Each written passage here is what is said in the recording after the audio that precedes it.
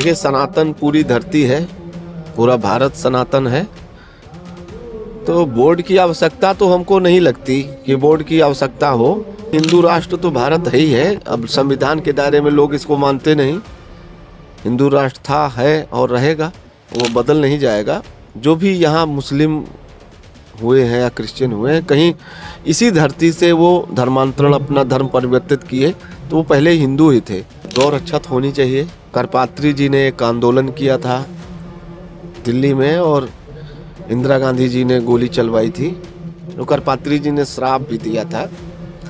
आज कांग्रेस की दुर्गति हो गई। मुस्लिम से कोई विरोध नहीं है, मुस्लिम के क्रियाकलापों से विरोध है, क्योंकि हमारे धर्म के बारे में जानते नहीं। तो ये आप जान लीजिए कि ये अशुद्धता फैलाएंगे। महाकुंभ में आए, भीड़ बहुत है। अगर आपके अंदर सामर्थ्य है 20 किलोमीटर 25 किलोमीटर चलने का, 40 किलोमीटर भी चला सकते हैं, तब तो आइए, नहीं तो भीड़ बढ़ाने से कोई मतलब नहीं है। 15 कोस तक तो संगम माना जाता है। कहीं भी आप स्नान करेंगे, त्रिवेणी स्नान का लाभ मिलेगा। नमस्ते, मेरा नाम विवेक है। एनएमएफ न्यूज़ देख रहे हैं आप। महाकुंभ की अनेकों किस्से कहानियां हम आपके लिए हर रोज़ लेकर आ रहे हैं। जैसे जैसे महाकुंभ अपने आखिरी पड़ाव पर होता जा रहा है, वैसे वैसे तमाम साधु संतों से भी बातचीत कर रहे हैं। महाकुंभ के बारे में जानना चाह रहे हैं, महाकुंभ की महत्ता के बारे में जानना चाह रहे हैं। और इस वक्त मेरे साथ में जगत गुरु श्री नारायणाचार्य शांडिल महाराज जी इस वक्त मेरे साथ मौजूद है बातचीत के लिए। महाराज जी नमो नारायण। जय श्रीमन नारायण, श्रीमती रामानुजाय नमः। महाराज जी, सबसे पहले महाकुंभ के बारे में बताइए कि महाकुंभ क्या है। देखिए, माघ मकर गति रब जब होई, तीरथ पथ आवै सब कोई, देव धनुज की नर नर श्रेणी, सादर मज्जहि सकल त्रिवेणी।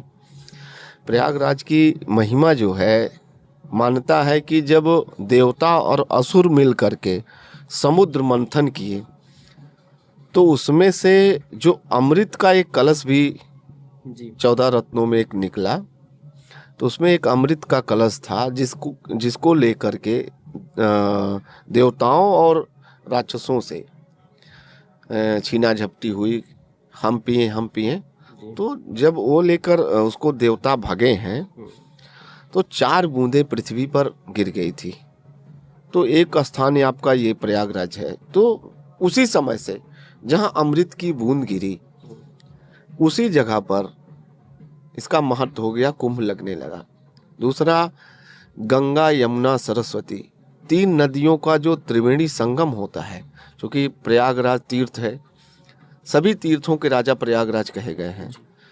तो यहाँ जो विशाल संगम हुआ,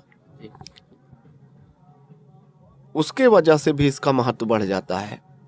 दूसरा, यहाँ ब्रह्मा जी ने यज्ञ किया, तो ब्रह्मा जी के यज्ञ करने से भी इस जो ये धरती है, इसका महत्व बढ़ जाता है। तो यह संयोग 144 वर्ष बाद हुआ। जब 12 बार पूर्ण कुंभ लग जाएगा, 12 वर्ष के बाद ये पूर्ण कुंभ महाकुंभ माना जाएगा। तो ऐसा दुर्लभ संयोग बना हुआ है ग्रहों के जो स्थितियां हैं उसके हिसाब से। तो ये अगर कोई मनुष्य आके, जरूरी नहीं किसी पर्व पे ही यहाँ पास स्नान करें, किसी भी मुहूर्त में किसी भी समय अगर आप माघ आते हैं और 15 कोस में कहीं भी स्नान करते हैं, तो त्रिवेणी स्नान करने का लाभ मिल जाएगा।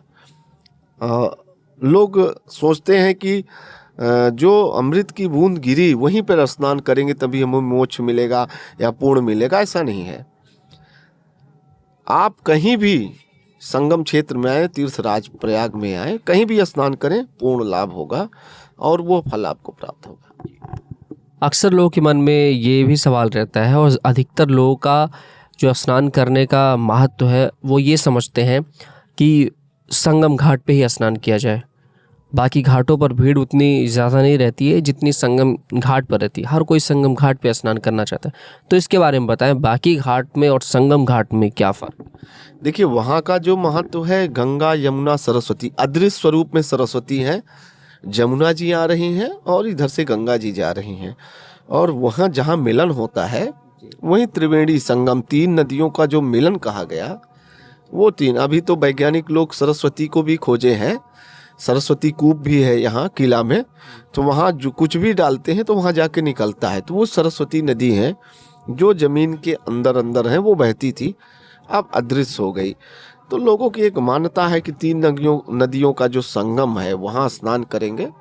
लेकिन मान्यता के अनुसार आप कहीं भी माघ में, क्योंकि यहाँ तो सभी तीर्थों के तीर्थ देवता, यज्ञ, गंधर्व, किन्नर सभी आते हैं, तो आप कहीं भी स्नान करते हैं उसका पूर्ण लाभ आपको मिलता है। भीड़ बहुत है, आप संगम तट पर, संगम नोज पर ही जाके स्नान करने के बारे में मत सोचें। संगम तो 3 तरफ बन जाएगा। इधर आप अगर जाते हैं हनुमान मंदिर की तरफ, यहाँ से भी संगम, झूसी तरफ जाएंगे वहाँ भी संगम, अरेल तरफ जाएंगे वहाँ भी संगम, कहीं भी स्नान कर लीजिए। गंगा घाट में भी करेंगे तो उसका, क्योंकि नदी तो मिल गई ना, जैसे एक विद्युत वायर जुड़ गया तो सभी जगह करंट फैल गया, तो वो तो ऐसा नहीं। हाँ, ये है कि प्रयागराज तीर्थ का जो क्षेत्र है यहाँ कहीं स्नान कर लें, वो लाभ आपको पूर्ण लाभ मिलेगा। तो चूंकि बहुत भीड़ है, इतनी सारी संख्या में भीड़, जैसा कि अनुमान लगाया जा रहा है 40 करोड़ की जनसंख्या, हाँ, तो इतनी कम जगह में कोई घटना हो जाए, दुर्घटना हो जाए एक न जानने के वजह से, ये गलत है। आप कहीं भी करिए स्नान, पूर्ण लाभ आपको मिलेगा जी। अमृत स्नान इस बार कहा गया है, पहले शाही स्नान था लेकिन इस बार अमृत स्नान से इसे पुकारा जा रहा है। क्या महत्व होता है, ये कब से शुरू हुआ ये अमृत स्नान और शाही स्नान? देखिए, शाही स्नान तो बहुत पहले से है, ये मुगल काल के समय शाही स्नान का स्वरूप दे दिया गया, शाही शब्द अपना नहीं है। दूसरा, अमृत चाहे स्नान बोल दीजिए या कुंभ स्नान बोलिए, वो सब एक ही है। अमृत स्नान के पीछे तर्क है कि वो जो अमृत की बूंद गिरी थी वो अमृत स्वरूप स्नान हमको, तो पहला स्नान जैसे मकर संक्रांति, दूसरा अमावस्या, मौनी अमावस्या, और तीसरा जो स्नान होगा वो बसंत पंचमी को होगा। उसके बाद जो है माघ की पूर्णिमा आएगी और फिर शिवरात्रि आएगी। तो ये 5 स्नान लोग करते हैं, इनमें 3 अमृत स्नान है। हाँ, 3 प्रमुख जो स्नान माघ में पड़ेंगे ये पड़ेंगे। हालांकि 26 तक मेला चलेगा, इसमें 4 स्नान मानिए, क्योंकि एक माघ का भी स्नान होगा, माघ पूर्णिमा। हाँ महाराज जी, कुंभ, अर्ध कुंभ और महाकुंभ में क्या फर्क है?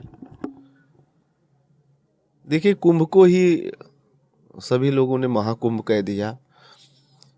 कुंभ जब 12 वर्ष लग जाता है, 12 वर्ष पे लगता है, 12 बार लग गया, तो एक जो इसका पूर्ण कुंभ का विधान बना, तो उसको महाकुंभ कहा है, जो 144 साल बाद आया। तो यहाँ इसका महत्व ये है कि यहाँ भी जो भी यज्ञ, जप, तप, पाठ, पूजा आप करेंगे, 1000 अश्वमेघ यज्ञ के बराबर लाभ होने वाला है। अच्छा। और जो नहीं आ पा रहे हैं, मान लीजिए आप ट्रेन नहीं मिली, किसी से सफ़र कर रहे हैं, नहीं आ पा रहे हैं, तो गंगा जल आप मंगवा लें, यहाँ से गंगा जल ले जाएं, उसी से अपने ऊपर छिड़क लें, स्नान कर लें, पूर्ण लाभ होगा। भाव होना चाहिए, भाव कुभाव अलग जग जाना, वाल्मीकि भय साधु समाना। तो भाव के ऊपर है, श्रद्धा, आस्था, विश्वास है, तो गंगा माँ वहाँ भी। तो अगर आप मनन करके गंगा जल को स्पर्श करके अपने ऊपर, तो वो कुंभ का स्नान का महत्व आपको मिलेगा। हाँ, अगर कोई आया है आपका, ले जाके जल दे देता है, नहीं कहीं आसपास गंगा जी हैं, जल मंगवा ले, उसी से स्नान कर ले, वो आपको लाभ मिलेगा। महाराज जी, जगत गुरु, महामंडलेश्वर, शंकराचार्य, तीनों में क्या अंतर है? देखिए, शीर्ष पद शंकराचार्य भगवान की है, जो 4 पीठ के शंकराचार्य हुए वो शंकराचार्य हैं। उसके नीचे जगत गुरु हो गए, फिर आचार्य महामंडलेश्वर हो गए, फिर उसके नीचे महामंडलेश्वर हो गए। देखिए, आचार्य मंडलेश्वर, आचार्य महामंडलेश्वर, ये सब जो है अखाड़ों के हैं। ये अखाड़ों की प्रतिनिधित्व करते हैं। शंकराचार्य जी ने जो अखाड़े बनाए थे धर्म रक्षा के हेतु, उसमें ये पद दिया जाता है कि जैसे आप सेना में एक कमांडेंट, एक कैप्टन होता है, एक मेजर होता है, वैसे रैंक है कि यह धर्म युद्ध का आप प्रतिनिधित्व करेंगे, उसी के लिए ये पद दिया गया। वो एक जैसे बटालियन होती है उस तरह का वो उसका नियंत्रण में अपने रख के और नेतृत्व करते हैं। तो ये धर्म सेना है, उसका ये नेतृत्व करते हैं महामंडलेश्वर, और उसके ऊपर आचार्य महामंडलेश्वर के नेतृत्व में नागा सन्यासी बनाए जाते हैं। तो उनकी देख रेख में धर्म के रक्षार्थ ये पूरी जो धर्म सेना है वो चलती है। जगत गुरु का जैसे जिक्र हुआ, रामभद्राचार्य महाराज जी हैं, आप हुए, तो ये क्या होते हैं जगत गुरु? देखिए, जगत गुरु का पद धर्माचार्य, शीर्ष धर्माचार्य कहे जाते हैं। जैसे रामानंद संप्रदाय है, उससे जगत गुरु रामभद्राचार्य जी हैं। मैं रामानुजाचार्य संप्रदाय जो दक्षिण पीठ है उससे मैं हूँ। तो रामानुजाचार्य अलग हैं और रामानंदाचार्य अलग हैं। हाँ, तो उसमें ये एक पद जो ये होता है जगत गुरु का, वो पद मिलता है जो धर्म के लिए शंकराचार्य के नीचे, जैसे शंकराचार्य के भी पद में लगेगा जगत गुरु शंकराचार्य, हमारे में श्रीमद जगत गुरु रामानुजाचार्य लगेगा, इतना ही लगेगा। तो ये जब प्रदान किया जाता है धर्म के रक्षा के लिए, जब हमको सबको दंड दिया जाता है, धर्म दंड, तो एक प्रतिज्ञा कराई जाती है कि आप सनातन धर्म की रक्षार्थ हेतु धर्म का प्रचार प्रसार करेंगे, धर्म की रक्षा करेंगे। कैसे धर्म के लिए आप आगे आएंगे, कैसे धर्म की रक्षा करेंगे और कैसे सनातन धर्म का प्रचार प्रसार होगा, इसलिए यह पद प्रदान किया जाता है।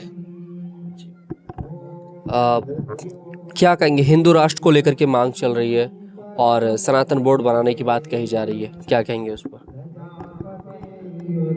देखिए, सनातन पूरी धरती है, पूरा भारत सनातन है, तो बोर्ड की आवश्यकता तो हमको नहीं लगती कि बोर्ड की आवश्यकता हो। जरूरत है तो ये जो वक्फ बोर्ड या अन्य बोर्ड बना के हमारी जमीन कब्जिया रहे हैं, इनको समाप्त करने की है।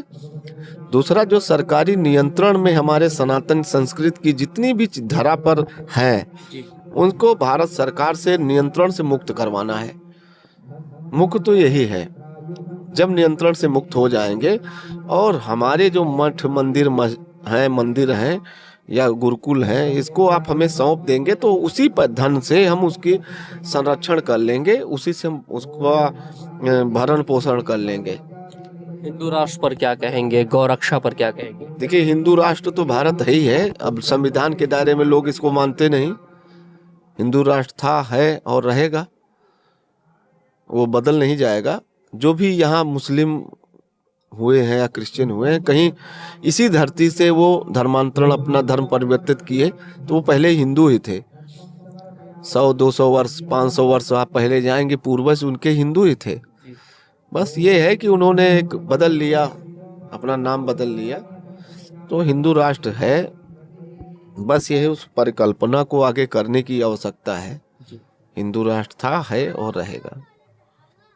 गौरक्षा पर बात होती रहती है, गौरक्षा चर्चाओं में है, सरकार भी इसको लेकर काफी गंभीर है, यूपी गवर्नमेंट। देखिए, गौरक्षा तो होनी चाहिए। करपात्री जी ने एक आंदोलन किया था दिल्ली में और इंदिरा गांधी जी ने गोली चलवाई थी। तो करपात्री जी ने श्राप भी दिया था। आज कांग्रेस की दुर्गति हो गई। तो गौरक्षा होनी चाहिए, एक दायरा होना चाहिए। हमारे किसान भाई भी हैं, उनकी देख रेख में आप गौशाला बनवाइए, हर ग्रामीण स्तर पर उनकी देख रेख की व्यवस्था करिए। गाय कटने न पाए, लेकिन कटने ना पाएं, और किसान जो हमारे फसल लगा रहे हैं उनकी भी रक्षा होनी चाहिए। तो गौ रक्षा की मांग बहुत उचित है, होना चाहिए। साथ में किसान की भी रक्षा होनी चाहिए। क्या कहेंगे जो लोग भी आना चाह रहे हैं महाकुंभ में? देखिए, महाकुंभ में आए, भीड़ बहुत है। अगर आपके अंदर सामर्थ्य है 20 किलोमीटर 25 किलोमीटर चलने का, 40 किलोमीटर भी चला सकते हैं, तब तो आइए। नहीं तो भीड़ बढ़ाने से कोई मतलब नहीं है। जहाँ है वहीं से प्रणाम करिए, जहाँ गंगा जी मिल जाए वहीं स्नान करिए। 15 कोस तक तो संगम माना जाता है, कहीं भी आप स्नान करेंगे त्रिवेणी स्नान का लाभ मिलेगा। और नहीं आ पा रहे हैं तो आप अपने घर में ही शुद्ध गंगा जल, अगर यहाँ से जा रहे हैं तो जल मंगवा लीजिए, और नहीं वहीं गंगा जी हैं तो मंगवा के स्नान करें, आपको कुंभ स्नान का लाभ मिलेगा। मतलब जिन लोगों के मन में ये सवाल था, जिन लोगों के मन में आशंका थी कि नहीं हम गंगा में ही स्नान करेंगे, संगम घाट पे स्नान करेंगे, जाएंगे तभी पुण्य मिलेगा, तो जैसा आपने बताया कि कहीं भी जा करके आप जो है नहा सकते हैं, बस गंगा माता की जो जल की बूंदें हैं वो डालने आप, तो वो शुद्ध जल एक तरीके से हो जाएगा और उससे आप स्नान करके पुण्य कमा। देखिए दीपावली मनाई जाती है तो अयोध्या में मनाई जाई, पहले अयोध्या में मनाई गई, लेकिन पूरे भारत में विश्व में मनाई जाती है, तो पर्व हो गया, त्योहार हो गया ना। वैसे ये कुंभ है, प्रयागराज में मनाई जा रही तो हर जगह वो कुंभ हो गया, ऐसा नहीं कि यही है। उसका महत्व है। नहीं आ पा रहे हैं, कोई समस्या है, तो अपने घर में उत्सव मनाइए, कोई बुराई नहीं है। भाव का, श्रद्धा का, आस्था आपकी कितनी प्रबल है, भाव आपका कैसा है, श्रद्धा कैसी है। अगर पूर्ण श्रद्धा, आस्था, विश्वास पे आप स्नान करेंगे, वो गंगा त्रिवेणी संगम का स्नान का लाभ आपको मिलेगा, ये विश्वास रखिए। मुस्लिमों के बैन पर क्या कहेंगे? देखिए मुस्लिम बैन का ये हमारा है, मुस्लिम से कोई विरोध नहीं है, मुस्लिम के क्रियाकलापों से विरोध है। अभी आप देखें पिछले जो जितने भी क्रियाकलाप के वीडियो वायरल हुए, मूत्र डालते हुए और पता नहीं क्या क्या, उसको कह नहीं सकते, तो आप हम शुद्धता, जो हमारे धर्म के बारे में जानता नहीं, हमारे आचरण शुद्धता के स्पर्श का दोष हमारे यहाँ जब मान जाता है। अगर आप फ्रेश होके आए हैं, शौच अदार करके और स्पर्श कर लिए, तो हम स्नान करते हैं, हम कैसे मानेंगे कि आप हमारी शुद्धता बरकरार रखेंगे, क्योंकि हमारे धर्म के बारे में जानते नहीं। तो ये आप जान लीजिए कि ये अशुद्धता फैलाएंगे और गलत। हम सबको नहीं कह रहे हैं कि सभी ऐसे हो सकते, लेकिन और मैं भी इनके मक्का मदीना या कहीं तो हम सब लोग दुकान लगाने जाते नहीं, तो कुंभ ही मिलाए, बाहर भी कमाओ ना, बहुत सारे अवसर है। कुंभ के बाहर है, रोड पे लगा के कुछ भी बेचो, लेकिन हमारा जो क्षेत्र, पवित्र क्षेत्र कुंभ क्षेत्र है, वहाँ तो उचित है, नहीं आना चाहिए, नहीं आने देना चाहिए, लेकिन सरकार आने दे रही है। बहुत से लोगों को मैंने देखा, हाँ, लेकिन खाने पीने की वस्तुओं पर ऐसी जगहों पे इनका दुकान ना हो, उसको स्पर्श न करे, शुद्धता पे हमारे ना हो, बाकी इनसे कोई दिक्कत नहीं है। ये तो असुर और राक्षसी प्रवृत्ति के जो पूर्व जन्मों में रहा, सतयुग, द्वापर, त्रेता, वो कलयुग में ही स्वरूप में राक्षस हुए। नमो नारायण। तो ये थे महाराज जी, जिन्होंने हर एक मसले पर, हर एक टॉपिक पर जो है अपनी बात रखी, और अच्छा लगा ये बातचीत करके। तमाम अनेकों कहानी किस्से लेकर आते रहेंगे। कैमरा पर्सन आशुतोष के साथ मैं विवेक।